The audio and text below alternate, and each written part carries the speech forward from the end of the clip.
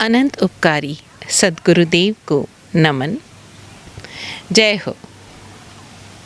अक्सर हम सबको तारीफ़ सुनना बड़ा अच्छा लगता है। जब हमारे घर वाले, हमारे मित्र, हमारे आसपास के लोग, अगर कोई बच्चा स्कूल में पढ़ रहा है तो उसके क्लासमेट्स, टीचर्स जब उसकी तारीफ़ करते हैं तो बहुत अच्छा लगता है।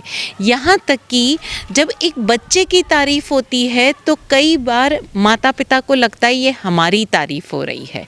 तो एक बच्चे और माता पिता के संबंध जहाँ तक जुड़े हैं आत्मिक स्तर तक, वहाँ तक तो ये बात बहुत अच्छी है, अच्छी प्रतीत भी होती है। लेकिन बच्चों की तारीफ़ आपकी पहचान का माध्यम बन जाए, आपके सोशल स्टेटस का माध्यम बन जाए, वहाँ मामला ज़रा सा गड़बड़ हो जाता है।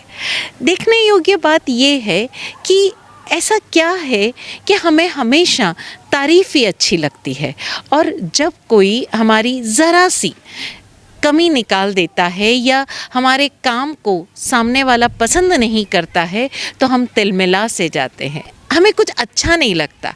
हम अपनी कमियां देखने की बजाय, जो कि सामने वाले ने बड़े प्रेम पूर्वक हमारे सामने रखी है, हम सामने वाले को जज करने लग जाते हैं। हमें लगता है कि सामने वाला अहंकारी है, वो हमारी तारीफ़ हज़म नहीं कर पा रहा है, उसको तो हमेशा कमियों पर ही नज़र जाती है। जबकि देखा जाए तो कमोबेश हम सबकी यही स्थिति है। अगर कोई हमें कहे कि बाबा आप यहाँ से गुज़रते हुए आप ज़रा कोई भी आपको कमी नज़र आए तो बताना, हम तुरंत से पहले ऐसी ऐसी कमियां जो शायद ऑर्गेनाइज़र्स को भी नज़र नहीं आई वो भी हम बता देंगे, और बताएंगे भी इस तरह से कि जैसे हम एक बहुत महान कार्य कर रहे हैं। और तब हमें वो सारे डायलॉग्स भी याद आ जाएंगे कि देखो, आलोचक सदा उपकारी होता है, मैं बता रहा हूँ, मैं तुम्हारा उपकार कर रहा हूँ।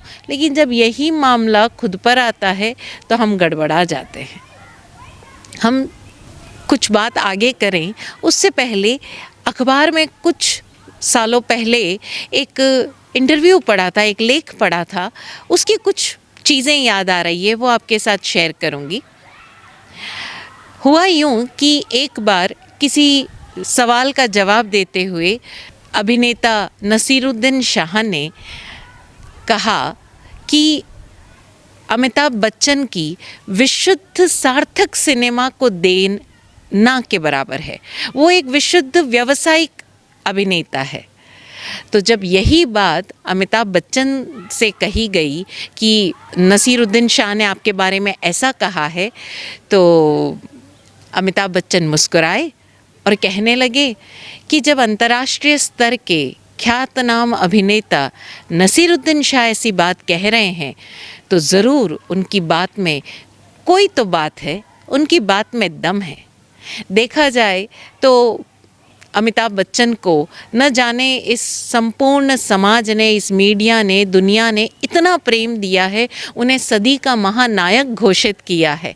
और जब वो स्वयं इस उम्र में अपने बारे में अपने ही एक साथी कलाकार से ये बात सुनते हैं और अपने बारे में ये बात सुनते हैं कि सार्थक सिनेमा को उनकी देन ना के बराबर है, वो पलट कर क्या कहते हैं कि अगर उन्होंने कोई बात कही है तो ज़रूर मुझे उस पर ध्यान देना चाहिए। यही है एक सफल कलाकार की, या कहें एक सफल व्यक्तित्व की पहचान, कि वो आलोचना को सदैव अपने पक्ष में लेता है, स्वयं को निखारने के लिए लेता है। जिस तरह सोना अग्नि में तप कर शुद्ध होता है, उसी तरह आलोचना को स्वस्थ तरीके से अपने जीवन में साकार करने वाला, या आलोचना को अपने जीवन में स्वस्थ रूप में स्वीकार करने वाला व्यक्ति सदैव सफलता की चरम को चूमता है।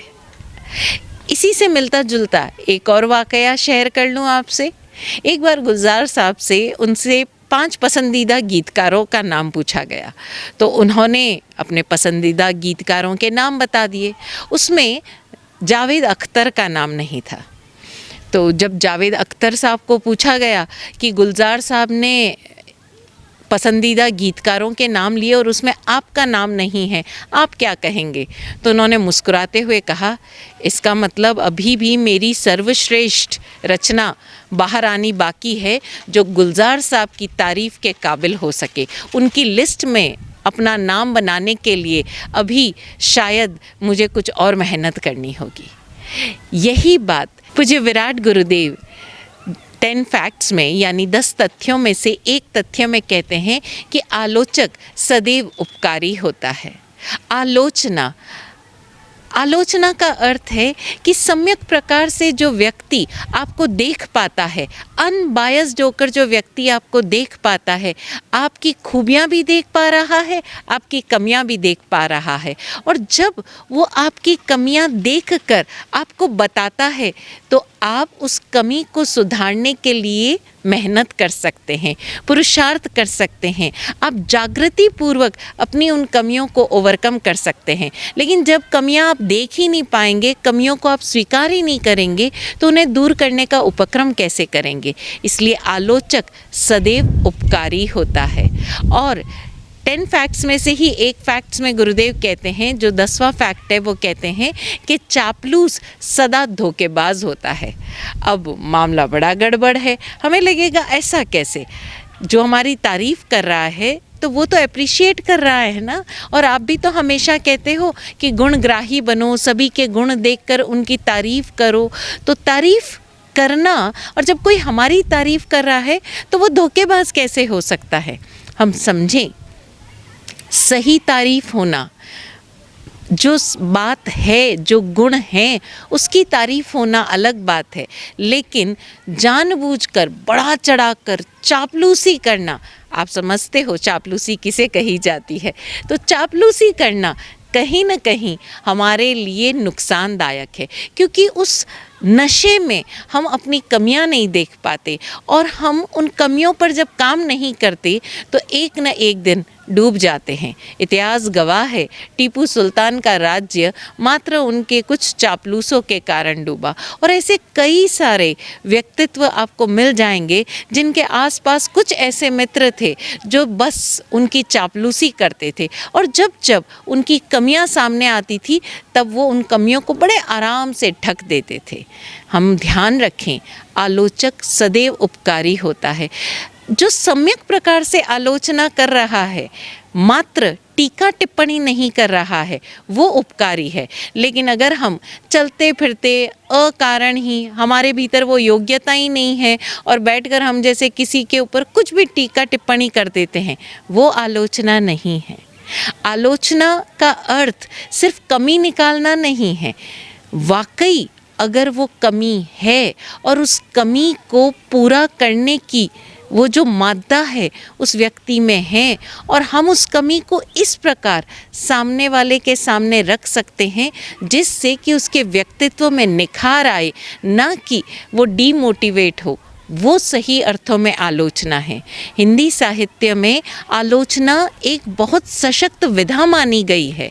एक आलोचक का जो हिंदी साहित्य जगत में सम्मान है, प्रतिष्ठा है, वो शायद ही किसी की हो, क्योंकि जब एक आलोचक किसी कृति की, किसी रचना की आलोचना करता है तो वो उसके पूरे के पूरे पीछे जो रचनाएं हैं, उन रचनाओं में इस उपयुक्त रचना का क्या स्थान है उसके बारे में बात करता है। मात्र इस रचना को देखकर अपनी व्यक्तिगत राय नहीं देता। इस रचना का आसपास के लोगों पर क्या प्रभाव पड़ा है या लोग इसे कितना पसंद करते हैं, उसे आलोचना नहीं कहा जा सकता। आलोचना का अर्थ है वो कृति, वो जो साहित्य जगत है, वो जो विधा है, उसमें वो कृति अपना क्या स्थान रखती है, क्या संदेश दे रही है, कितनी लोक कल्याणकारी है, क्या नया वो इस साहित्य जगत को, इस समाज को दे रही है, क्या उसकी दृष्टि में कोई एक ऐसी चीज़ है उसके लेखन में, उसके कृतित्व में, तब तब वो सम्यक प्रकार की आलोचना कहलाती है। और हम देखें जैन दर्शन में भी आलोचना का एक महत्वपूर्ण स्थान है। बड़ा प्यारा शब्द है आलोचना, यानी लोचन यानी आँख, लोचना यानी देखना। सम्यक प्रकार से जो देख पाएगा तभी वो कमी पूरी कर पाएगा।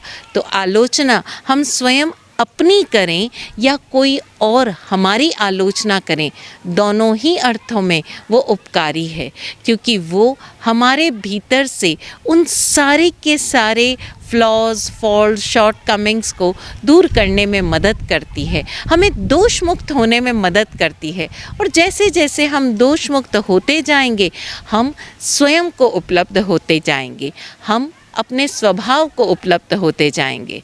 लेकिन ध्यान रहे, हम किसी और की आलोचना कर रहे हैं, किस दृष्टि से कर रहे हैं। आजकल आलोचना या क्रिटिसिज्म रूढ़ शब्द बन गया है, यानी मात्र कमी निकालने को आलोचना कह दिया जाता है, मात्र किसी की बुराई करने को क्रिटिसिज्म कह दिया जाता है।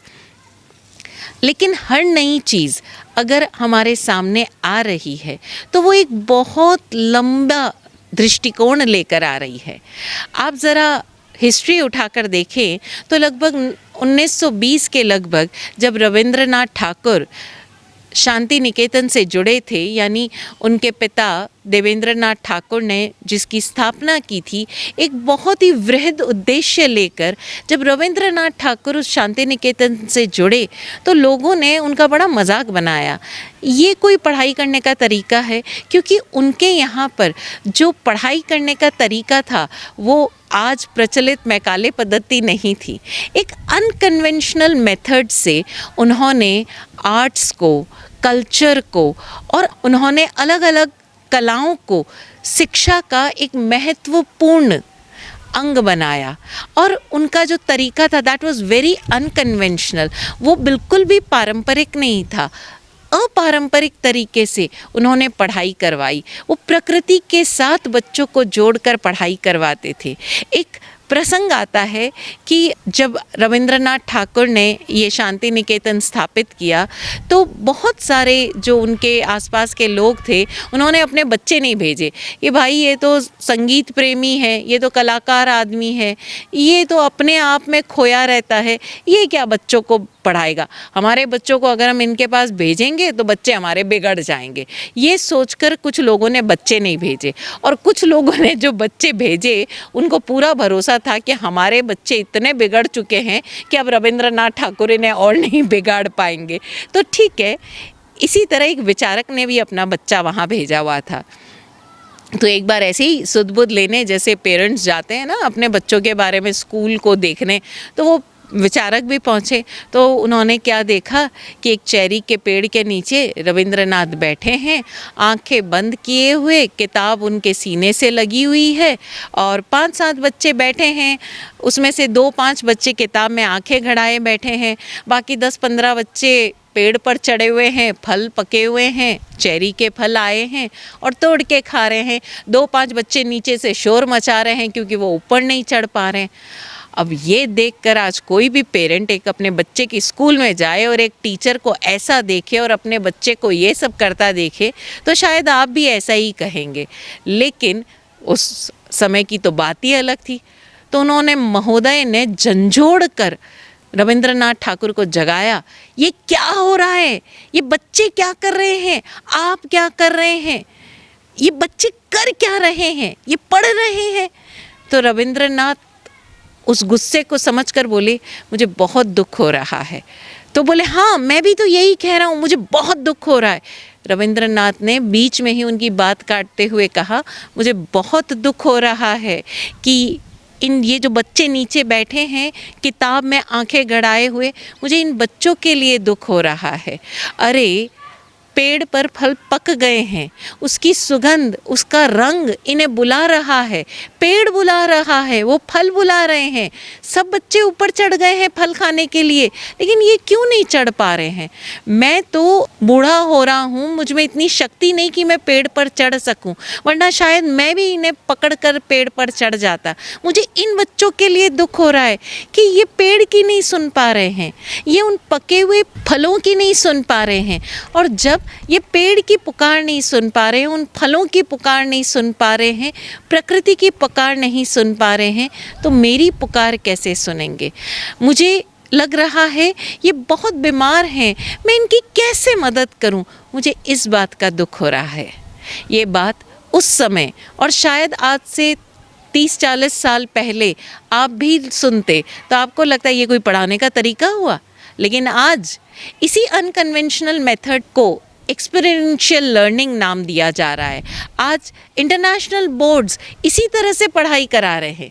कितने खेद की बात है कि 100 साल पहले जिस अनकन्वेंशनल मेथड की नींव हमारे भारत में रखी गई, और देखा जाए तो हमारे प्राचीन गुरुकुलों की पद्धति यही थी, आज वही चीज़ जब विदेशों से होकर हमारे यहाँ आ रही है तो हम बड़े गर्व से कहते हैं कि हमारे बच्चे इंटरनेशनल करिकुलम में पढ़ रहे हैं। यहाँ का CBSE करिकुलम हमें रास नहीं आता। आखिर हमारे बच्चों को एक एक्सपीरियंशियल लर्निंग चाहिए, हम उन्हें किताबी कीड़ा नहीं बनाना चाहते।